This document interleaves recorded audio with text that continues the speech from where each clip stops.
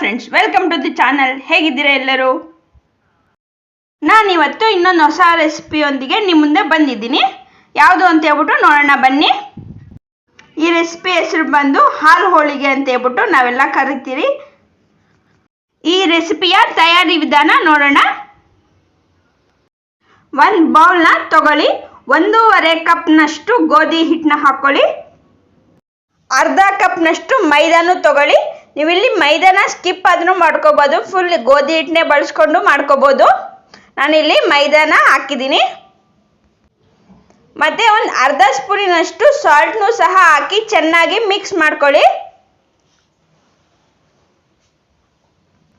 ಇದನ್ನೆಲ್ಲ ಚೆನ್ನಾಗಿ ಒಂದ್ಸರಿ ಮಿಕ್ಸ್ ಮಾಡ್ಕೊಂಡಿದ ನಂತರ ನಾವು ಇದಕ್ಕೆ ಒಂದು ಸ್ವಲ್ಪನೇ ನೀರನ್ನ ಹಾಕ್ಕೊಂಡು ಚೆನ್ನಾಗಿ ಚಪಾತಿ ಹಿಟ್ಟಿನ ಹದಕ್ಕೆ ಕಲಿಸ್ಕೋಬೇಕಾಗುತ್ತೆ.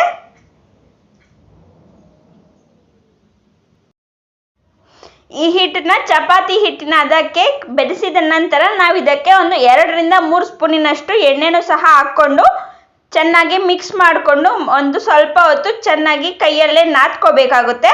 ನಾದ್ಕೊಂಡಿದ ನಂತರ ಒಂದು 30 ಮಿನಿಟ್ಸ್ ತನಕ ಇದನ್ನ ನಾವು ನೆನಿಲಿಕ್ಕೆ ಬಿಡೋಣ. ಮತ್ತೆ ಈಗ ಹೋಳಿಗೆ ಮಾಡಲಿಕ್ಕೆ ಪಾನಕ ಬೇಕಲ್ಲ, ಅದನ್ನ ಯಾವ ರೀತಿ ಮಾಡೋದು ಅಂತ ಹೇಳ್ಬಿಟ್ಟು ನೋಡೋಣ ಬನ್ನಿ. ಒಂದು ಪಾತ್ರೆನ ತಗೊಂಡು ಒಲೆ ಮೇಲೆ ಇಟ್ಬಿಟ್ಟು ಅದರೊಳಗಡೆ ಒಂದು 2 ರಿಂದ 3 ಬೌಲಿನಷ್ಟು ಕುಟ್ಟಿರುವಂತಹ ಬೆಲ್ಲನ ಹಾಕೊಳ್ಳಿ. ಮತ್ತೆ ಇದಕ್ಕೆ ನಾವು ನೀರನ್ನ ಹಾಕೋಬೇಕಾಗುತ್ತೆ. ಯಾವ ರೀತಿ ಅಂತ ಅಂದ್ರೆ ಬೆಲ್ಲ ಎಲ್ಲ ನೀರಿನಲ್ಲಿ ಮುಳುಗಡೆ ಆಗಬೇಕು, ಆ ರೀತಿಯಾಗಿ ನಾವು ನೀರನ್ನ ಹಾಕೋಬೇಕಾಗುತ್ತೆ. ಬೆಲ್ಲ ಎಲ್ಲ ನೀಟಾಗಿ ಕರಗಬೇಕು, ಅಲ್ಲಿವರೆಗೂ ಇದನ್ನ ಕುದಿಸೋಣ. ಈಗ ನೆಕ್ಸ್ಟ್ ನೋಡೋಣ ಬನ್ನಿ ಏನೇನು ಬೇಕು ಅಂತ ಹೇಳ್ಬಿಟ್ಟು ಪಾನಕ ಮಾಡಲಿಕ್ಕೆ. ನಾನಿಲ್ಲಿ ಒಂದು ಮಿಕ್ಸಿ ಜಾರ್ನ ತಗೊಂಡಿದ್ದೀನಿ. ಅದರೊಳಗಡೆ 1 ಹಿಡಿಯಷ್ಟು ಕಡಲೆಪಪ್ಪನ್ನ ಹಾಕ್ಕೊಂಡಿದ್ದೀನಿ. ಮತ್ತೆ 1.5 ಹಿಡಿಯಷ್ಟು ಕಡಲೆ ಬೀಜನೂ ಸಹ ಹಾಕ್ಕೊಂಡು ಚೆನ್ನಾಗಿ ನುಣ್ಣಕ್ಕೆ ರುಬ್ಕೋಬೇಕಾಗುತ್ತೆ. ಇದನ್ನ ರುಬ್ಬುವಾಗ ಯಾವುದೇ ರೀತಿ ನೀರನ್ನ ಹಾಕಬಾರ್ದು, ಬರೀ ಪೌಡರ್ ಹಾಕಬೇಕು.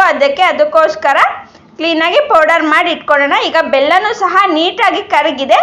ಈಗ ಇದಕ್ಕೆ ನಾವು ರುಬ್ಬಿ ಇಟ್ಕೊಂಡಿರುವಂತಹ ಪೌಡರ್ ಇದೆಯಲ್ಲ, ಅದನ್ನು ಸಹ ಹಾಕೊಂಡು ಚೆನ್ನಾಗಿ ಮಿಕ್ಸ್ ಮಾಡಿಕೊಂಡು ಇನ್ನೂ ಒಂದ್ಸರಿ ಚೆನ್ನಾಗಿ ಕುದಿಲಿಕ್ಕೆ ಬಿಡೋಣ. ಈ ಪೌಡರ್ನ ನಾವು ಆ್ಯಡ್ ಮಾಡಿದಾಗ ಪೌಡರು ಒಂದು ಸ್ವಲ್ಪ ಉಂಡೆ ಆಗಿ ಬೀಳುತ್ತೆ. ಅದಕ್ಕೆ ನೀವು ಒಂದು ಸ್ಪೂನ್ನ ಸಹಾಯದಿಂದ ಚೆನ್ನಾಗಿ ಮಿಕ್ಸ್ ಮಾಡಿಕೊಂಡ್ರೆ ಉಂಡೆ ಎಲ್ಲ ಕ್ಲೀನಾಗಿ ಕ್ಲಿಯರ್ ಆಗುತ್ತೆ.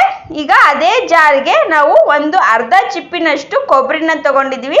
ಅದನ್ನ ಸಣ್ಣದಾಗಿ ಕಟ್ ಮಾಡಿಕೊಂಡು ಜಾರ್ ಒಳಗಡೆ ಹಾಕೊಂಡು ಒಂದು ಸ್ಪೂನಿನಷ್ಟು ಗಸಗಸೆನೂ ಸಹ ಹಾಕ್ಕೊಂಡು ಮಿಕ್ಸಿಗೆ ಹಾಕ್ಕೊಳ್ಳೋಣ. ಇದಕ್ಕೂ ಸಹ ಯಾವುದೇ ರೀತಿ ನೀರನ್ನ ಹಾಕ್ಕೊಳ್ಳೋಷ್ಟಿಲ್ಲ. ಹಾಗೆ ಚೆನ್ನಾಗಿ ಗ್ರೈಂಡ್ ಮಾಡ್ಕೊಂಡು ಸೈಡ್ಗೆ ಇಟ್ಕೊಳ್ಳೋಣ. ಈಗ ಇದು ಸಹ ಕುದಿ ಬಂದಿದೆ. ಈಗ ಇದಕ್ಕೆ ನಾವು ಮತ್ತೆ ರುಬ್ಬಿ ಇಟ್ಕೊಂಡಿದ್ದಂತಹ ಕೊಬ್ಬರಿ ಪೇಸ್ಟ್ ಇದೆ ಅಲ್ವಾ, ಅದನ್ನ ಹಾಕ್ಕೊಂಡು ಚೆನ್ನಾಗಿ ಮಿಕ್ಸ್ ಮಾಡಿಕೊಂಡು ಕುದಿಲಿಕ್ಕೆ ಬಿಡೋಣ.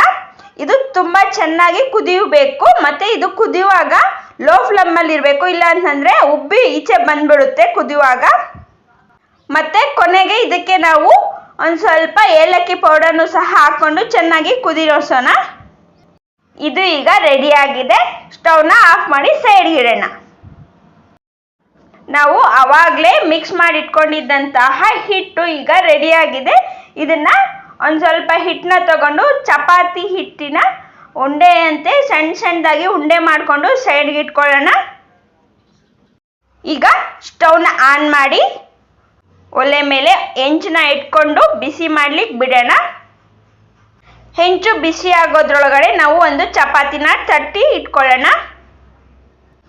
ಚಪಾತಿನ ತುಂಬ ತೆಳುವಾಗೂ ಬೇಡ, ಮಂದವಾಗೂ ಬೇಡ, ಮೀಡಿಯಮ್ ಆಗಿ ತಟ್ಕೊಂಡು ಹೆಂಚಿನ ಮೇಲೆ ಹಾಕ್ಕೊಂಡು ಚೆನ್ನಾಗಿ ಚಪಾತಿ ಥರ ಬೇಯಿಸ್ಕೊಳ್ಳೋಣ. ನಾವು ಚಪಾತಿನ ನಾವು ಬೇಯಿಸುವಾಗ ಒಂದು ಸ್ವಲ್ಪ ಎಣ್ಣೆನೂ ಸಹ ಕ್ಲೀನಾಗಿ ಸ್ಪ್ರೆಡ್ ಮಾಡ್ಕೊಳ್ಳಿ.